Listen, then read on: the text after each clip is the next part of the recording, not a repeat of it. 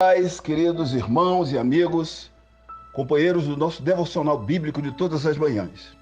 Pois bem, dando continuidade ao nosso estudo que começamos ontem, a interpretação correta desse texto do Salmo 116:15, que fazendo a leitura rápida, nós entendemos que Deus se alegra quando dos seus servos morrem.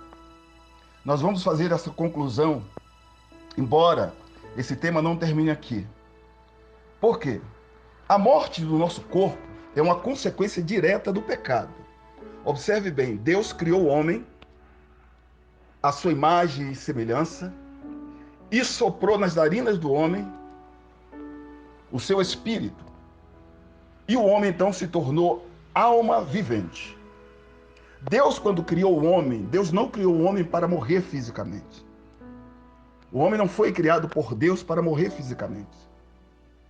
O homem era para viver sem pecado, e a causa da morte física do homem, de toda a criatura, é exatamente isso, o pecado. Em Isaías 59:2, a Bíblia diz que o pecado, ele encobre o rosto de Deus para que não nos veja. Ele faz separação entre nós e o nosso Deus. Então a consequência do pecado, ele gera morte em todo homem, porque todo homem é pecador. Logo, esse pecado que age em nós, ele é o causador da morte. Você acha que Deus teria, ou terá, ou tem prazer na morte? Claro que não, porque Deus abomina o pecado. Você já ouviu muitas vezes se falar que Deus ama o pecador, porém odeia, abomina, te ojeriza pelo pecado. Logo, a morte em nada é preciosa nesse sentido, nem para nós e muito menos para Deus. Então Deus não se alegra com a morte não apenas dos seus servos, mas de ninguém. Porque a morte é a lembrança da ruptura que o pecado causou, da separação entre nós e Deus, por causa do pecado. Então o pecado ele nos separa de Deus, ele nos afasta de Deus, ele encobre o rosto de Deus para que não veja. Assim, parece fazer mais sentido nós entendemos que a morte dos servos de Deus não o deixa pulando de alegria, mas ela é pesarosa para ele, justamente pelos motivos que fizeram a morte existir, o pecado.